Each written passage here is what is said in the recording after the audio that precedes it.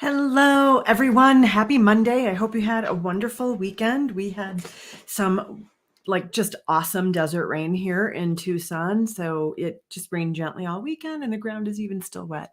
Have to love that when you're in the middle of a super hard drought.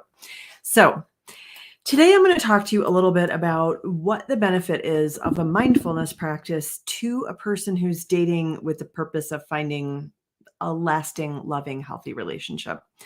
But before I get into that, I do want to just quickly announce for those of you who are catching this on the replay that I have 4 seats left as of right now for the beta tester program, which, as you know, expires at the end of December. And the last day to get in for an appointment is going to be December 15th. So if you can get in with me by December 15th, we can get you into that program. If you're interested, please shoot me a PM or just put interested in a comment to this video, and I will get you set up with an application for the beta tester program.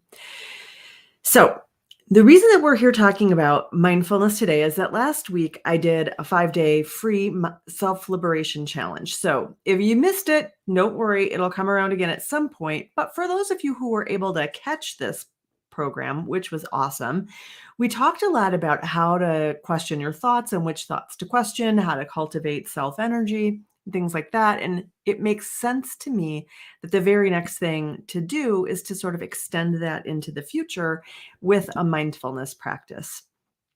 And I want to explain to you why mindfulness is so focal to the work that I do as a dating coach, because it's an unusual or unique perspective to bring to dating. And I mean, for one thing, to be mindful as a dater is about having intention, setting an intention for how you want to date, making sure you follow through on that intention. It's about being super aware and focused on who is across the table from you on your date and whether this is someone you really want to build a life with or not, and sorting that out sooner rather than later.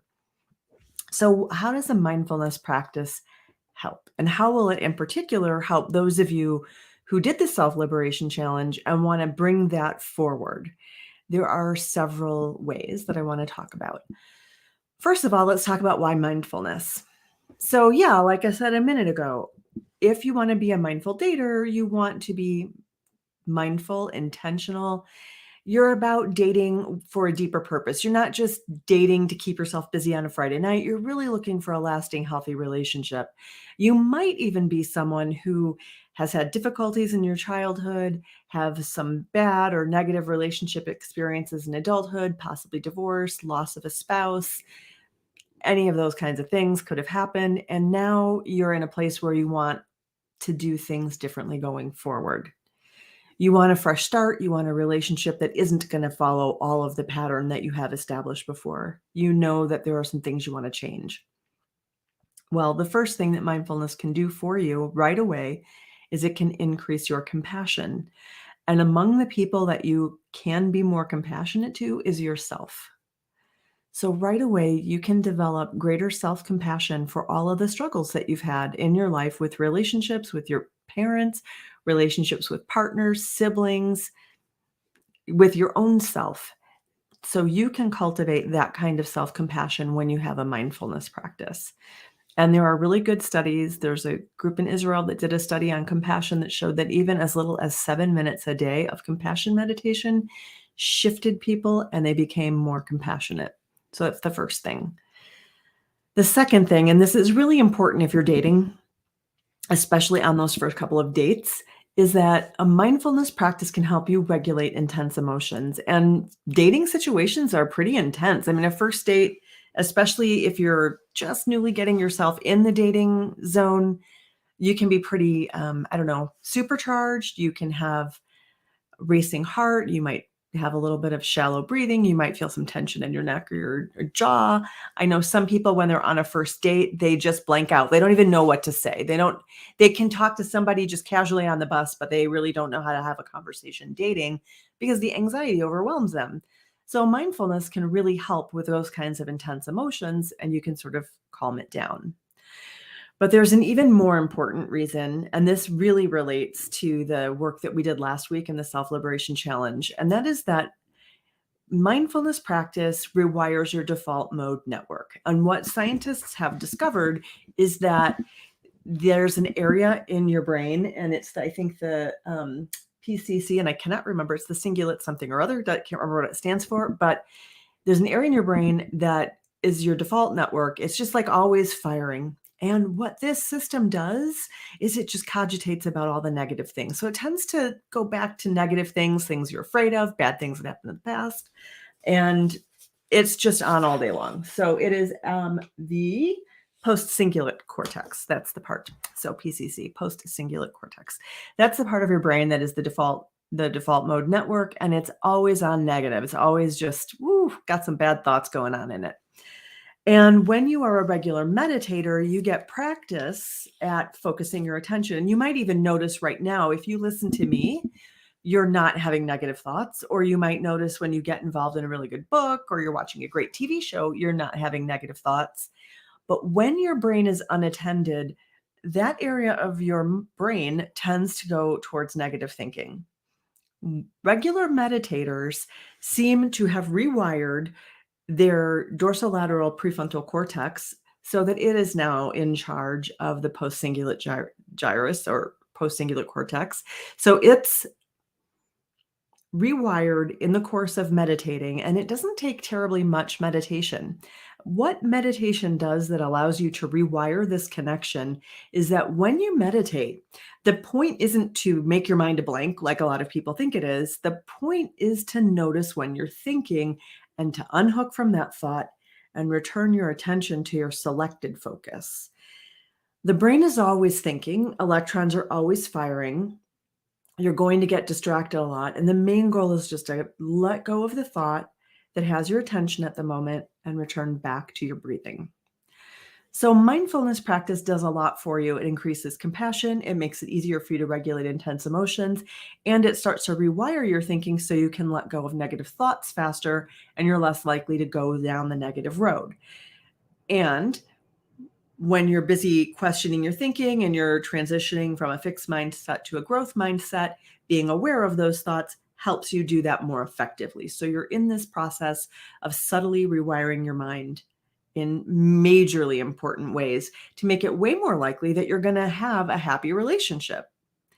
And then that brings me to the next piece. Why practice? Well, as we just said, you're working on rewiring your brain. Hello, I don't know who's here, but I would love for you to say hi to me if you're willing to post a comment. I'd love to know who's watching. I can't see you on this platform. But rewiring your brain takes time. So you're going to have to make a concerted effort over a period of, a minimum 6 or 7 weeks in order to be able to rewire your mind, in order to get to a place where the right area of your prefrontal cortex is in charge of your post-cingulate cortex so that you're not having these negative thoughts all the time. And that rewiring requires repetitive efforts at choosing a different circuitry. So that's what meditation gives you, is that repetitive effort. A little bit a day, every day for 7 weeks begins to shift your neural circuitry. The other reason that's super important is you get better at it, just like with anything else. So if you're going to be bringing your mindfulness skills to a date, you probably don't want to start on the date. If you're bringing your mindfulness skills to a speed dating event or a party that you're hoping to meet someone at, whatever the case is, or say you have to end it with someone, say you realize, oh, this person isn't the right one for me. We've been on our 3rd date. Now I need to let her know that she's not the one.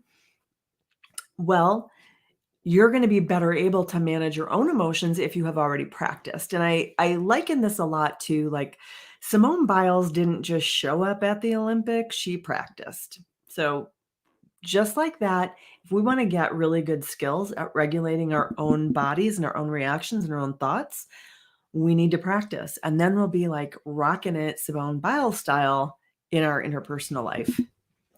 The other really important reason for practice is that new things are happening all the time. Life changes, and you're going through changes now. Right now, you're listening to me talk about something that you either find uplifting or boring, or maybe you're annoyed by it. But whatever you're thinking about, neurotransmitters are happening. And whatever you watch on TV tonight is going to also shift your neurotransmitters. Whatever happens in your life in the next week, what you eat, what you hear, the thoughts you entertain. And since life brings so many changes your way, you're going to want to have a mindfulness practice to sort of help you process that in a way that lands well and promotes and furthers your development rather than just sort of letting yourself be rocked by everything that happens and battered around by it. So, the reasons for practice are that rewiring your brain takes time.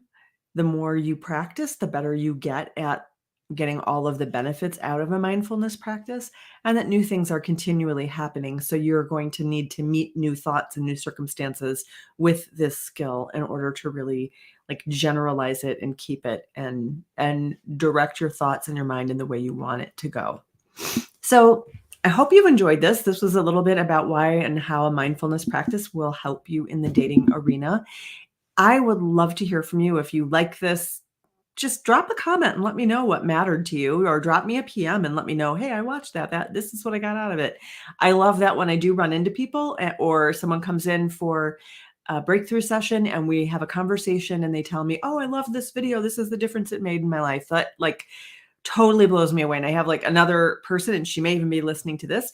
I did a video on all the 5 books that I recommend, and she's busy working her way through them right now and getting a lot out of it. I am offering all of the information and sharing what I can for free here on Facebook because I want to make a difference in people's lives. And I love knowing that what I have shared has made a difference in your life. So please, if you get a chance, drop me a line, drop something in the comments. I would love to hear from you as to whether or not this resonated. And until next time, I'll see you guys later. Have a great Monday. Bye.